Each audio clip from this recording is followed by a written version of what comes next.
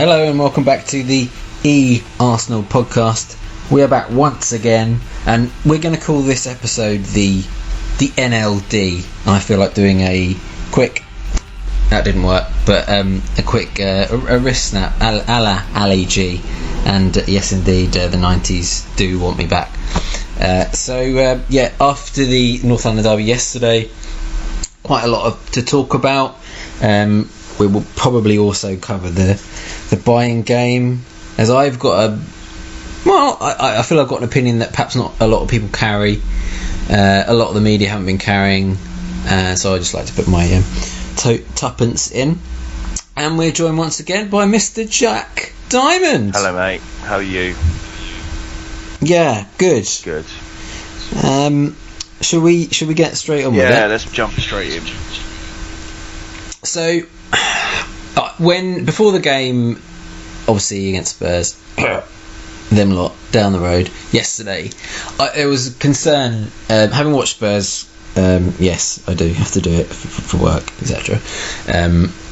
They've since Toby Alderweireld come in, they've become quite a good defensive unit, and obviously Vertonghen and Alderweireld are both Belgium and now compatriots, club mates, and they've combined to form a pretty resolute unit, with Walker and Rose being the dynamic too, but they had quite a good defensive setup to their whole team. So my concern was that if Spurs went ahead, that they could shut us out. In the sense that then 1-0 down, we start probing, and then they get probably 9 men behind the ball, and for a little while it looked like that. And Alderweireld played well. That the Spurs, the back line played well when Kane scored. But then we sort of got out of jail a little bit, as most people are saying, and we could have won. Maybe, unfortunately, Giroud was wasteful again. Similarly, it was a similar outing for him that he had versus Monaco. Perhaps not, his chances weren't that clear, but any striker worth his, worth his salt would have finished it. Yeah, you'll have to excuse me this week because my voice is a little bit worse for wear after screaming at the boys yesterday again. And can I ask, did you have a swear jar yesterday? Swear silo, mate. You know what I mean? It's one of those games, isn't it? I personally, obviously the occasion is fantastic. I love the fact that the North London derby exists and everything, but it's the one game of the year that makes me more nervous than any other game. Interesting. Bearing in mind, whereabouts in the country that I live, and obviously, in North London. But the part of North London that I live in is very much a personification, if you want, of the distance between the two clubs of Arsenal and them. The borough of Barnet that I live in is so split between the two clubs that you literally, it's either Arsenal or Tottenham. There are a couple of Manchester United fans, there's a couple of Liverpool fans, and some investors in that other muggy lockdown in West London.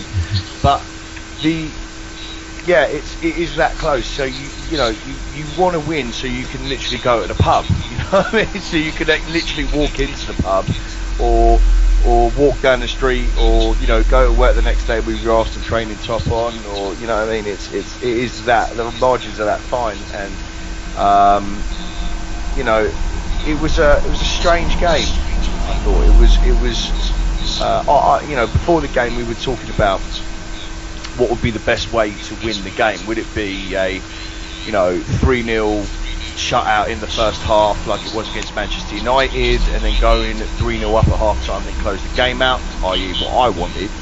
Or Tottenham score first, they pile on the pressure, we get a one back, and then we score a dodgy deflected goal in the last minute, and on my dad's feeling. He loves rubbing it into him in every possible way. He's going, oh yeah, but if we get a dodgy offside goal, it's so much more funny. And I'm going, no, we just need to just win the game first. Worry, all that stuff can come later on in the year and all that kind of stuff. And I'll be honest with you, I didn't think we were going to keep them out. I genuinely didn't. Although we've got the second best defensive record in the league, I believe, behind Manchester United, who've got 8. I think we've only conceded 9 goals this year after yesterday. Right. I just didn't feel like we could keep them out. I think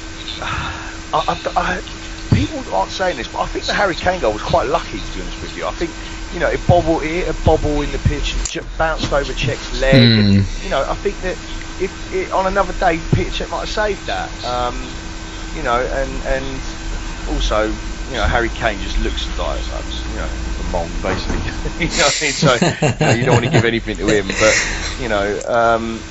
he's not beat around the bush. No, he does. He's poor lad. Well, bless him. He's sort of. He's one of them, isn't he? He's one of their own. Bless him. In the parade in 2003, but. Listen, that the better. But they're a funny old lot at Tottenham. Their fans are just hilarious.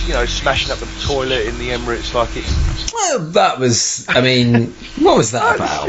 But that's their level, isn't it? They think that by smashing up a toilet in a 360 million pound stadium, they've got one up on us.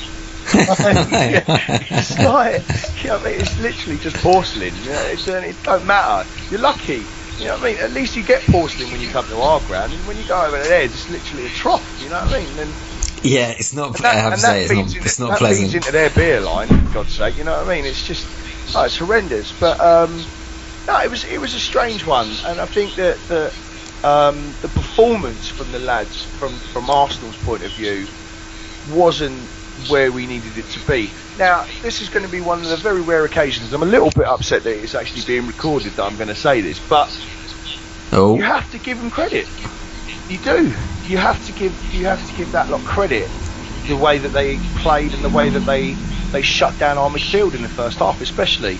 We couldn't get a kick in the first half. They completely played how you play against an Arsenal team.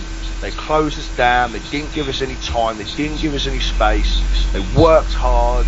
I think it was interesting that he had, Dembele's been a bit of a beast lately. He's been like the Dembele who was at Fulham a couple of years ago. Really, by whose standards though? By his standards, yes, he's been playing very well recently. But he's not Yaya Toure of. But it's not just it's not just him. But then with him, you've got the guy he can go forward, but then he's the guy who sits there, and it's like you've got some of the best. You had some of the best arrangements, Premier League arrangements, like having the midfielder who sits there, and then with Spurs they have Dele Alli, who's quite impressing me at the moment. He's quite quick, but then he's able enough to get an attack. Stupid footballer though. It is, but yeah. Was there any? Sounds like don't go.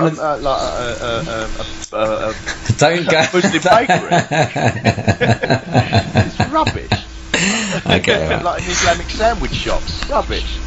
It's just. Any more? Considering I live in Tooting, so I'm sure. Okay, he played quite well, Dele Alli, but I think what upset me more was that their work rate was better than ours. Do you know what I mean? That my brother turned around and said it to me. It looks like they want it more than us, which really infuriates me. Really upsets me because let's have it right. This is the North London derby. Yeah, it's not just any other game. It is the one that both sets of fans look to, as much as they want to kid themselves that West Ham's their derby because they don't, they can't compete with us on a level anymore. And West Ham fans will obviously come back and say, well, it is all that kind of nonsense. But historically, it is the derby. It is the game that we both look for when the fixtures first come out. And I just think that we didn't have a good account of ourselves, as much as Tottenham really could come away with the first half being very proud of what they did. They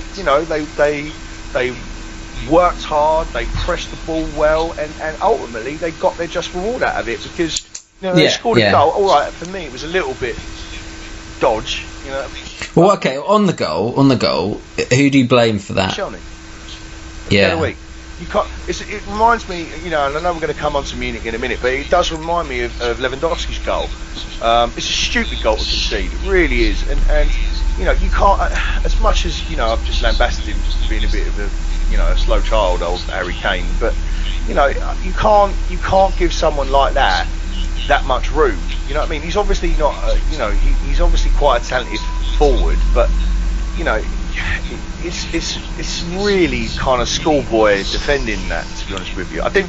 Well, there wasn't a line. No. Like Mertesacker was up there, and Koscielny could see he was there. So I don't understand why he took the risk of stepping up like that. I'll be honest with you, Neil. Though I don't think either of them had the best game. You know what I mean? I don't think Mertesacker had a very good account of himself either, to be honest with you. And unfortunately, it was just Koscielny got caught, playing him on side and stuff, and that's the way the cookie crumbles. You know what I mean? I think they've worked on that this season, haven't they? Making sure that look. Mertesacker, he doesn't have the. Obviously, we know. I'm not saying anything. No, people don't know that he doesn't have any pace whatsoever. He's the tank, but they have been working on. If Mertesacker's in one place, then Koscielny is going to cover him with his pace that he's able to. Well, you had to work at it, because it couldn't get much worse, could it? It was. No, right, yeah. It was really bad at points. Like some of the worst that I've seen in a long time, but. They did get better at it, and unfortunately we seem to be slipping into old habits again. You know what I mean? We seem to be, falling for the trap again, falling for the same thing again, and it's not good. And I don't know where that is rectified. Well, I think it's on the training pitch, but who rectifies it on the training pitch? Well, maybe, but is it not just a case? I think there's far too much emphasis on defence now, because. Essentially because of Monday Night Football with Gary Neville and Jamie Carragher's excellent punditry, I have to say that. But then it's like whenever there's a goal conceded, it's like, there is a way that could have not been conceded, but this is football. Like that wouldn't have happened in the past. So maybe players make mistakes, and that's exactly. And you know what? You'd never want to see all of the mistakes in football ever get rectified, and sometimes. You can do absolutely everything right, and the forward is just better than you. Do you know what I mean? He just does something that you've never seen before, and he flicks the ball over your head, a la, did you see Neymar's goal the other day, where he flicks the ball over his head and then volleys it to the top right corner? Listener, if you haven't seen it yet, I implore you to go and watch this goal. I mean, it's one of the best goals I've ever seen. It's unbelievable from Neymar, but it's sometimes something like that. You just hold your hands up and go, well, bloody hell, the geezer's fantastic. You know what I mean? You can't defend against that kind of stuff. But when it's something like that, when it's an avoidable defensive mistake, and don't get me wrong, I don't think either of those two pundits will ever turn around and say, we've never made a mistake, we've never. We've never stepped up when we shouldn't have, or held the line when we shouldn't have, or anything like that. But I just think it's very difficult to be able to, continuously, consistently get the defending right at this level, because it's such fine margins. Absolutely. I mean, I think when you compare that goal to the Lewandowski one, when Mertesacker just basically just stood there and did nothing, and it was in the wrong position. I think with Koscielny, I think it was slightly. I don't think it was as bad. I think it was slightly. It was poor. It was poor positioning. It was poor decision making. But it wasn't. I don't think you could. It was just a mistake, really. Yeah, and I agree with you. I don't think you can crucify the geezer for it. I just think that it was a defensive mistake. But as I said before, you can't give someone like Harry Kane that kind of room to do anything anymore. No, yeah, good point. So how do you think, with obviously Hector Bellerin out injured, how do you think Mr. Debuchy did? I just want Hector back so much. So much. It really cemented to me again how important a 19-year-old kid playing at right back is for this football club now. He's that good, that you saw, you know, and I'm being a bit harsh to Debussy there. I think that Debussy played okay. He did okay. He had pockets where he played well. I completely agree with you. He did have pockets where he played well, but I just think that if Bellerin, oh my goodness, my fire. You're right there. Yeah. This is live. It's my dinner, boys and girls. This is live. I'll continue on just as the fire alarm goes off there. Wonderful.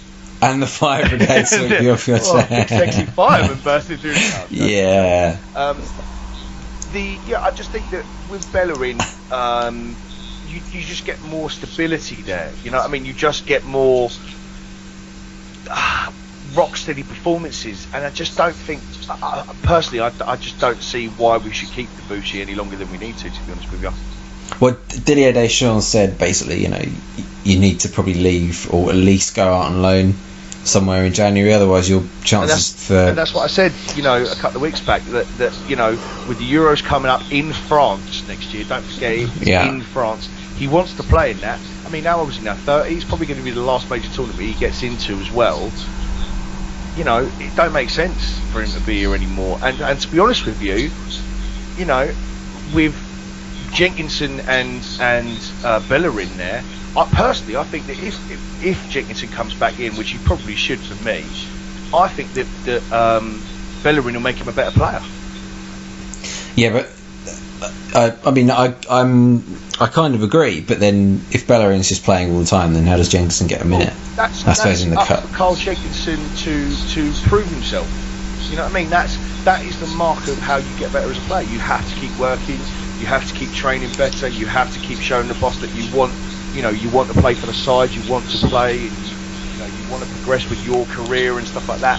And when he gets his chance, as we're seeing at the moment, if we hadn't bought Debussy and Jenkinson was still at the club at the moment, not out on loan at West Ham, he'd be playing at the moment. So, you know, I just think that it's far too early to write that side of it off. But after after Debussy's performance against Tottenham, like you say, had pockets of good areas of the game, but I mean, not a patch on Hector for me.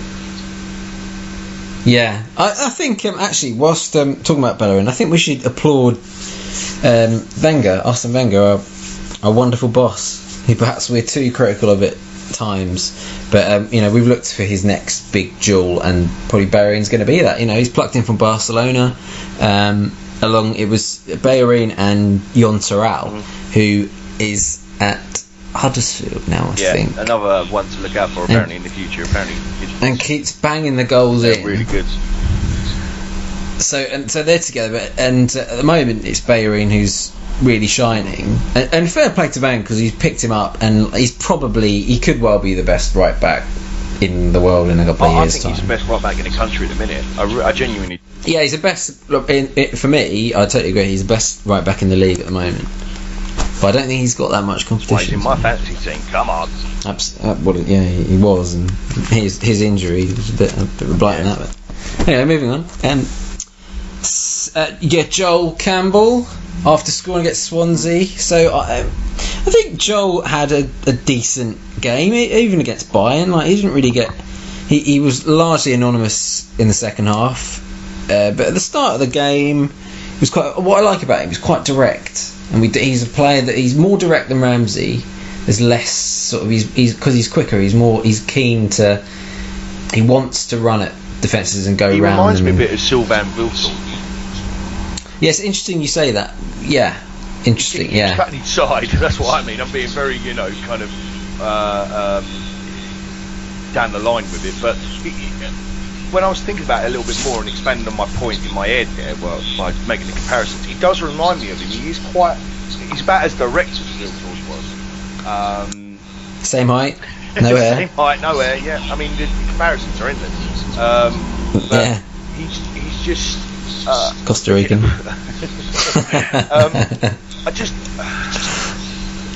It's a lot to ask for Joel to come in at the moment, especially because we've got literally no one else to play there. Sure. Right. With any player in this position where there are people in front of him who he knows as soon as they are fit, they'll go back into the team above him. I just want to see them grab it with both hands. And for me, I don't feel that he is at the moment. He's trying his absolute damn best, but I just don't think that potentially he has A, the talent, B, the patience in order to do it at Arsenal.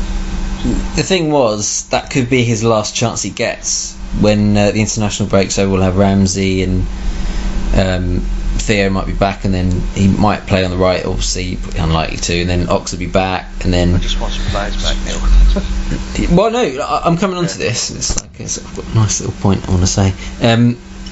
So, one goal, and it could be the only one he gets for now, until our next run of injuries over Christmas. Yeah.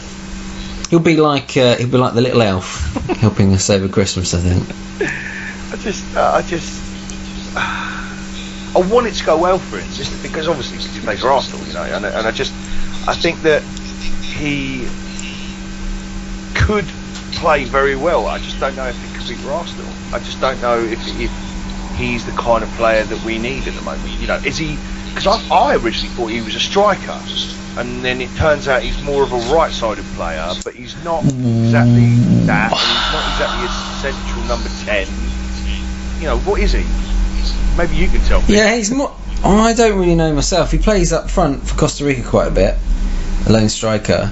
But then he seems like more of a shadow striker to me, and as whilst we're comparing him to Wiltord, very much like that, because Wiltord wasn't centre forward, he was very much a shadow striker and almost a number 10.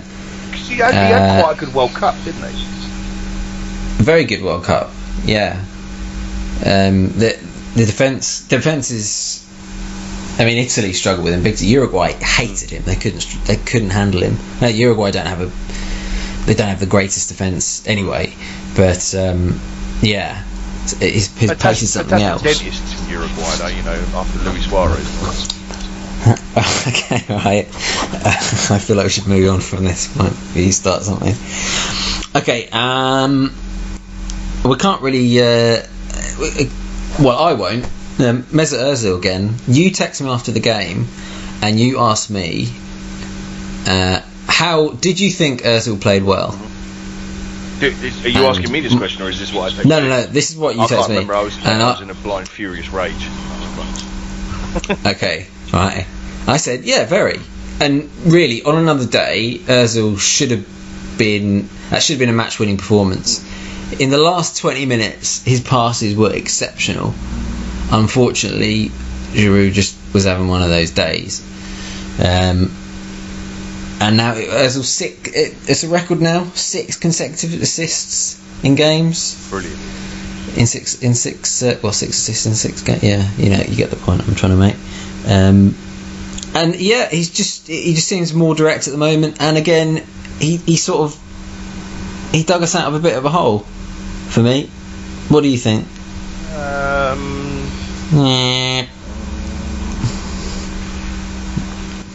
Yeah, I guess.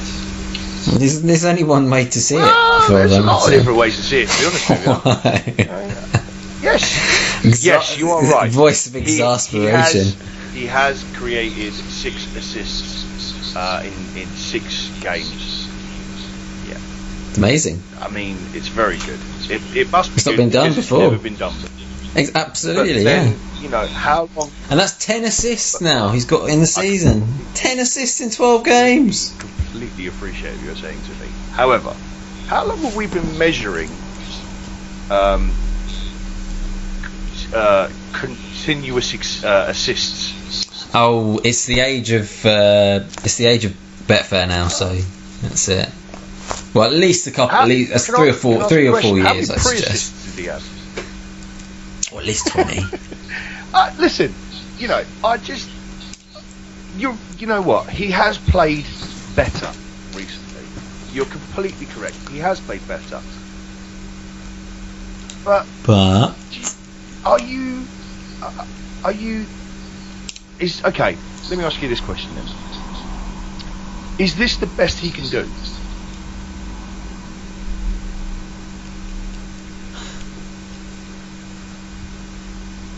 Well, yeah, but then that's why we bought him. He's doing exactly what we bought him for. So the prime assist leader. What I'm saying to you, Neil, is it doesn't get any better than this from Mesut Ozil. So you want more goals from him? I'm not saying that. I'm just asking you a question. Is this the absolute? Is he playing at his absolute best at this moment in time? Yes or no? Yeah, I think then so. I don't like the way he plays football. It's as simple as that. You can give me all the stats that you like. You can tell me how many babies he's caught falling out of buildings if you want. You know what I mean? I bet that's quite high. I just you know, and similarly, right, with Alexis Sanchez, he's not playing well at the moment. Sanchez, he didn't play well against Bayern, he didn't play well against Tottenham, he didn't play particularly well against Swansea.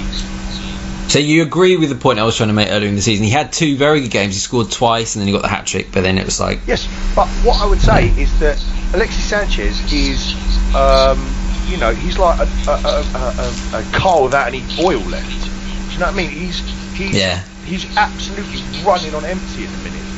I don't see when he's going to get a break. Because Chile are going to play him this week, and you know, absolutely. He's never going to get a rest there. We've got West Brom next week. Can't drop him because we ain't got no players to drop him for. You know, I just. Well, no, in 2 weeks. Weeks, I should say, yeah. We could do, because as I say, we should have Ramsey and Theo back by then, and then we could just maybe just drink it a little bit. Well, why didn't you play Alexis Sanchez? Do you know what I mean? Well, indeed. But what I'm saying is that for the amount of hype around Mesut Ozil and the amount of you know, the amount of people who have to come out and defend him week in, week out, you know, I'm almost a bit bemused about the sideshow that is Mesut Ozil now, because it's well, it is a sideshow. I agree with that. Because people are going, you know, whenever he turns in a half-decent performance, everyone goes, see. This is what he does, though. People don't people that when they don't watch European football, they don't realise that's the role he does. You know, he arrives and you expect it because he's an Arsenal player. You expect him to do more. We've never had. We don't play against European opposition every week. No, I know, but when he was at Madrid, he did a pretty similar role, but he had more quality up front. I completely agree with you, right? I completely agree with you. Listen, if I played for Real Madrid playing with people like, you know, Cristiano Ronaldo and Karim Benzema, I might have the most assists in a year. Do you know what I mean? Right. But at the same point, right, that's the mark of the great player. When you play somewhere, and you've got the absolute best around you. Anyone can do that. It's when you haven't got that level of quality and you're still creating chances and you're chipping in yourself. That's the mark of when you become a truly great player, for me. Now, people can turn around and talk about, you know, Zidane, all this kind of stuff. Look at from my own personal view on this, right, is look at someone like Diego Maradona, right? Now, people have got opinions on Maradona and, you know, his personal life and his attitude and his political beliefs, whatever, right? But you cannot tell me that he didn't go to Napoli, one of the, you know, middle-of-the-road teams in Serie A at the time, and single-handedly win the league because he was a great player. And I think, to be honest, Maradona needs to get more credit for that, because, like, a Ronaldo or anyone like that wouldn't go to, as you say, a middle-of-the-road Napoli team, which they were. And it's only now that they've only sort of just come back to what they were, but they still haven't won. I think they've got close to Scudetto. I don't think they've won it of late, because it's always been blimmin' Juve, or Roma. But yeah, I think you're right. It's an interesting point. I just think that for the amount of, you know, the players who have played before him and who he's been compared to, he needs to be doing things that they were doing. Do you know what I mean? He needs to be, in order to be compared to these types of players, he needs to become that type of player. I know it's a very simple statement to say, but You know, for me, you know, Dennis Bergkamp is the best player I've ever seen play for Arsenal, and I do honestly, genuinely. I know you and Paul will mock me when I say this slightly, but I do see quite a lot of Bergkamp in Ozil at the moment. I see a lot of traits of Bergkamp in Ozil. It's his final pass and the key pass over the top, or the key pass to find the man, because it's so. Well, I don't know. I would never call Dennis Bergkamp languid, but then the pass, it was so precise. It was so on the money. Dennis made it look effortless, though. Yeah, but isn't Ozil making it look effortless? Would you not say? Some of the balls. I mean, to play a weighted pass. Okay, we're going back to the mind blank. No, when he got his in the 2-0 against Everton. That's right. Yeah, to play a ball of that of that measure, but he does it all the time. But well, you say he does it all the time. You know, he's done it in the last 6 games running. You're right, absolutely. But literally, you know, you can look at any footage of Dennis Bergkamp and he's doing that. But yeah, true. But he wasn't. Ozil was a record breaker. You know, he got the most assists in a European season. If you want to talk stats, we can talk stats. Be careful what you're about to say. Okay, you know, I'm saying it slightly tongue in cheek. I think.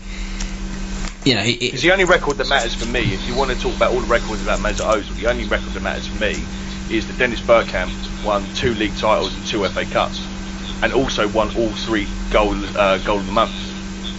So, you know. Well, Mesut Ozil's not going to do that. He's not going to say. Well, I don't even think 1 goal of the month. And people think that I'm being harsh on Mesut Ozil. I am being harsh on him because I expect more of him. You know, I want him to do well, and please don't think that I don't want him to do well, because I genuinely do.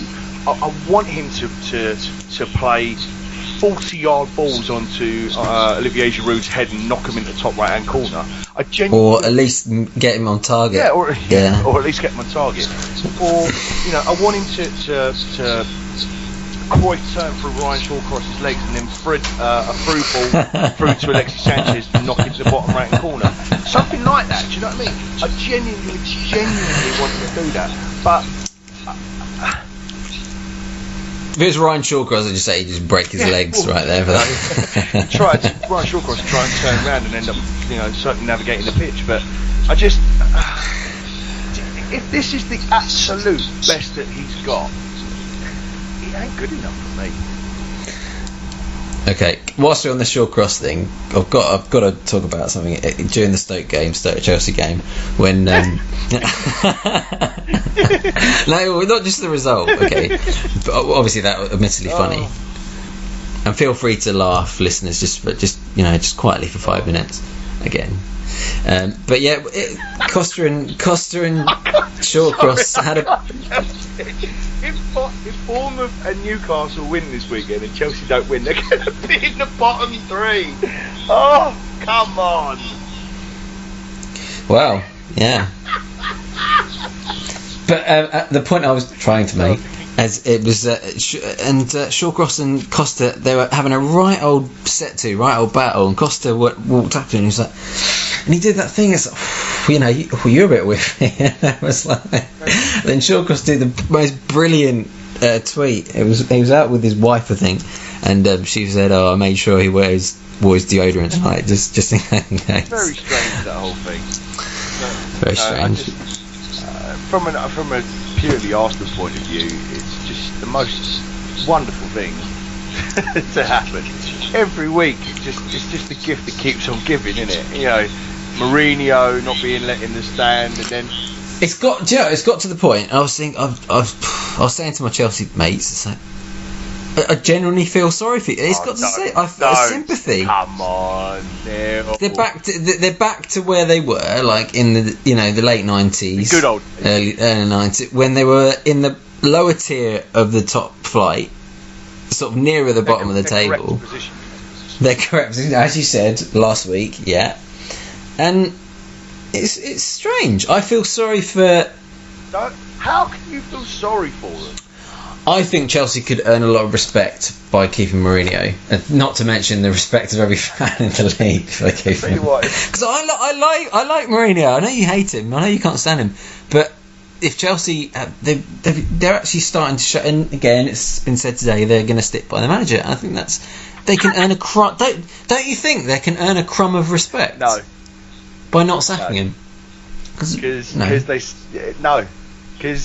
the minute that Roman Abramovich came into that club, they lost all respect from me. Everything they do, Neil, doesn't matter. It's not real. It's not real. Whatever they do, whatever they win, whatever they proclaim to win, whatever they proclaim is their destiny or their God-given right to have, it's not real, mate. It doesn't exist. It's not tangible. The record books will show that one day Roman Abramovich gets found out and he goes to prison. That's what they'll show, mate. And I long for the day that happens. And Mourinho is a bitter, twisted, spiteful, arrogant little man, and that's all he is. And he's not a great manager. He's a great people manager.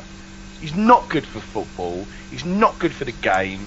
He's just the most vile person to ever set foot in this game. He's just the antipathy. I think that's harsh. I think his current guys, yes, the way he treated Ivo Carneiro, yeah. Not because what he has done to the game, all this niggly little comments about referees and about other managers and his players and the doctor, the whole thing with the doctor, and I don't like. Neil. It's nonsense. You do not have to act like that as a football manager. Look at someone like, Bob Paisley, for example. Do you know what I mean? He works his players to the bone. Not especially the nicest bloke outside of football, but you never heard about any of the nonsense that went along with it. Do you know what I mean? Brian Clough, for example, again, not the nicest of blokes, and not the nicest of things that he said about his players. But he didn't. He had a way about him. Do you know what I mean? He had a certain level of respect for people. Mourinho doesn't respect anyone. He hasn't got respect for bone in his body. I think he's become a caricature of himself, unfortunately, and that is why he's put himself under pressure. If he starts believing his own hype, then he is an idiot. That's what it is. And I'm never been in a position like this, and I hope it ruins him. I genuinely do. And do you know what? And if Diego Simeone goes to that club, I really like Diego Simeone. I like his passion. There's a lot of people that don't like Simeone. You know what? And I'm glad that people don't like Diego Simeone because he brings something fresh to it. He brings another kind of another attitude to the game and stuff like that. It's different. You know what I mean? He's not disrespectful to people. He knows where he is. He knows the histories of the game. And I think that if he goes in there, my opinion of him might change. Don't get me wrong, it might change, but I'm open to that change. I'm absolutely open to that change. With Mourinho, there's no other way. There's no way you can go for him. Everyone goes, but he's a character, isn't he? Yeah, he's playing a character. I'd love to see Beckham and Simeone have a reunion. That would be fun, wouldn't it? That would be quite funny, yeah. Ooh, especially as managers, but I don't think that's likely with Beckham. I've got actually something to bring to the table. Have you heard the breaking news about Patrick Vieira? I have indeed, yes. Patrick Vieira has New York City, the official head coach of New York City FC. Is it? Are we going to call him a general manager or a head coach? His official title is head coach of New York City. Yes. New York City FC. So he's managing people along the lines of Pirlo, and I think Lampard's out there now as well, isn't he? Yep. They've got someone up front, haven't they? David Villa. They've got David Villa up front. So he's managing Andrea Pirlo, David Villa, and Frank Lampard. Although not so much Lampard, because he's obviously back in this country now, training with Chelsea. I think so. But what's your view on that? Pretty surprised. Although I guess not, because it's the Man City connection, isn't it? It's Man City FC 2. American Manchester City with their soccer ball. don't know. I'm kind of surprised though. He's taken such a big role early on. Is it a big role? No, do you know what I mean? Like a quite high profile role. Yeah. I think a lot of people could. Managing in the MLS isn't the most difficult thing to do, I would probably suggest. But no, having thought about it, it's a kind of a perfect opportunity for him actually. Yeah, I was surprised about it. I was a bit surprised, but I'm happy for him. I'm happy that he's actually got a foothold in it. Whether he'd be any good or not is another matter entirely. But I think I don't know. I can't see him ever coming back to Arsenal now because of Man City, and a lot of people wanted Vieira to take over from Wenger, but not for me. I mean, I'd be very interested to see how he does and stuff. And the dream for me was always to have him come back in a coaching role and coach the midfield and stuff. And but then I'm just an old school kind of guy. I want ex-players on the board and stuff. You know what I mean? So I just think it could be quite interesting for the club to see, track his status and help him do his badges and stuff like that. Because there's no direct threat to us out there, is he? So I just think it was a bit of a wasted opportunity not to get him back in any capacity whatsoever. But obviously we have to convince Patrick in order to do that first and foremost, don't we? And yeah, it's weird when I think of Vieira now. Obviously, he's an absolute Arsenal legend, but I don't think of him as Arsenal anymore. I think of him more as Man City, which is a bit sad. I think you've got to be very careful on that as well, mate. I mean, he is listed as the 4th best player to ever play for us. So no, look, I know, but do you not see what I mean? I see that there are definite connections there. If to the average fan now, they come and see Arsenal with Vieira, what the old, he's on City, whatever he is, the City board. I think you'd be hard pressed to find people who go, apart from Man City fans, who go Patrick Vieira, the ex-Man City player and board of the, director of football, as opposed to Patrick Vieira, the geezer who nearly chinned Roy Keane playing for Arsenal. It's a bit like saying, Dennis Bergkamp, the geezer who used to play for Ajax. You know what I mean? It's not really. No, I think that's completely different. But then, perhaps that's just my opinion. Entitled to it. So let's move on. Should we? I think I want to talk about Brian quickly. It's rubbish, wasn't it? I don't think I was said on Twitter. It just struck me that the body language of the players, it didn't really concern them. It didn't bother me. It's like, and I was fine with that. I didn't want them to try. I didn't want them any effort whatsoever. And the problem is now we are pretty much guaranteed to finish 3rd, unfortunately, because not if we don't play a goal from them in the last 2. If we play a Spina, yeah, maybe. No. All jokes aside, I don't think a draw. If we can somehow manufacture a draw against Zagreb at home, and then lose in Greece, we're okay. But because if we beat Zagreb, then obviously Bayern are going to tank Zagreb, and then we're through 3rd place. And unless we beat Olympiacos, I just don't see it happening. And there's going to be 3rd places. Someone said to me, that the Champions League is like where you go, all the away games in the Champions League is like where you want to go on holiday. Do you know what I mean? Like all these lovely destinations and that kind of stuff. Where you go in the Europa League is like where all the war-torn countries are and where people are avoiding going and stuff. It's just, I just don't want to go in the Europa League. Well, do you know who's in the Europa Leag? I'm really. Generally, I take it quite serious and I watch it, but I just haven't this season because there's no big teams left. Not at the moment. Obviously, when the Champions League group, the initial group stages are over, and we'll get some of the bigger teams dropping down. But it's just like if Ajax are in it, there's some of the work. The draw. I want Ajax. That's about it. Just so I can go back to Holland, go back to Amsterdam. But they are in it, yeah. Good. So that'll be it then. I'm not sure how they do it. If we have to go into the Europa League, the only team I want is Ajax, Amsterdam. That's it. I have spoken. Yeah, come on, get Dennis back to the Emirates, show him around a bit, get the old hospitality on the go. Come on, Dennis, come on. You know you want to. Frank de Boer and Dennis Bergkamp next year after Arsene goes upstairs. You spoke about that. That's becoming more of an intriguing prospect. I feel like every time I say it, more. That's the only thing that you It's like Jack's like anything you say, you know what I mean? Like, just keep repeating yourself. Sorry. So yeah, it just didn't seem the Bayern game. As far as I'm concerned, we should have taken Alexis at half time. That could have been the rest. We weren't going to get anywhere, and I don't know. It just didn't seem like anyone cared. In the medium bowl, you know, that was brutal. Well, not really, because I didn't really care much. And it's like I don't think the players they did wrong, but I don't think there was that much. I think that it was mentally draining more than physically draining. To be honest with you, I mean Bayern was just bloody brilliant. I thought they Robin, when he came, he scored with his first touch. I know, God, was fantastic.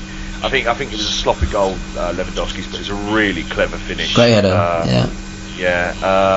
Note to Giroud. And obviously, Aliba's goal. Oh, I stood up and applauded in the pub when I watched that. Worldy. Fantastic. Absolute worldy. But you know, people were trying to cope me off for it the other day, and I said on Facebook, I just laughed at Spurs fans thinking they could have done any better with the amount of players that we had out.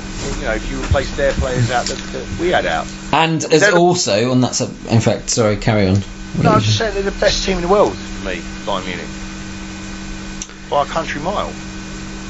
Yeah, it's pretty. There's three teams that are probably three or four teams that are pretty equal. I'd say PSG, Real Madrid, Barca, and Bayern. And I think the Champions League will end up one of the. I'm not sure. This could perhaps be PSG's time. I'm not too sure because Real Madrid, you know, they lost again last night against Sevilla, and obviously Barcelona are impenetrable and we beat Bayern. So I think it's wide open Champions League, which is good. And what was going to say, I can't for the life of me remember. So never mind. Just to quickly wrap up. So with the international break, it's interesting to note. With obviously, you know, we're desperate for it. I think it was a really important point to get, because to lose yesterday would have been not only to lose to that lot, but just to get a point out of it after not playing particularly brilliant. So I was, you know, it was probably a fair result, and I was quite happy with it at the end of the day. I'd go with that. I'd go with it being a fair result. And with, you know, without, as documented, without Ramsey, without Ox, without Theo, without Jack, without Bellerin, without everybody, it seems. And now with the international break, Ramsey's going to be back with a bit of luck after it, not on international duty. Ozil has not been called up by Germany. He'll get a proper rest. He can go on holiday if he likes. Put his feet up and continue to assist his girlfriend with feeding. Sorry, I was going to bring that up, but I felt the moment had gone. Yeah. And Theo should be back. Bellerin will be back, and they'll be all rested. And this is coming into the Christmas period. This is absolutely crucial. And like Wenger said, I think it was yesterday, that the Christmas period, if we do well over Christmas period, we can definitely mount a title charge as we head into 2016. And you know, well, as I spoke to as I was leaving work today, I asked a colleague of mine who was a vehement Manchester United fan, who was talking up their chances as well of the league this year, and I said, let me ask you a question, do you think we can win the league? And he didn't even bat an eyelid. He said yes. Wow. But it depends on your first 11. It depends who's fit for how long and when they're fit. But you know, everyone thought after the first month of the year, City were going to just absolutely romp away with it. We just need to keep matching and bettering their results. That's it. And I think also it's nice to have Liverpool fans back in their box after yesterday's result. After we're going to win the league, and you know, Klopp's definitely done good, but you know, that's the end of that. Hopefully. So I think we'll wrap things up there. Unless there's anything you want to touch on. I hate Tottenham. Nice note to end on. Yes, dear viewer, we have the interlull. Although some decent friendlies and some quite interesting World Cup, European Championship qualifying playoffs. As Jack falls asleep in the background, but England, Spain on Friday, I will be watching that. And then country every day of the week. And then Italy, I think at Wembley, which will obviously be 0-0. We'll take that, I think. Good old England. Oh, England. And then obviously when we return it's West Brom, isn't it? At the Hawthorns. Yes. I'm going. So if anyone wants to hit me up on the Twitters for a beer before the game, I'll be more than happy to oblige you in that.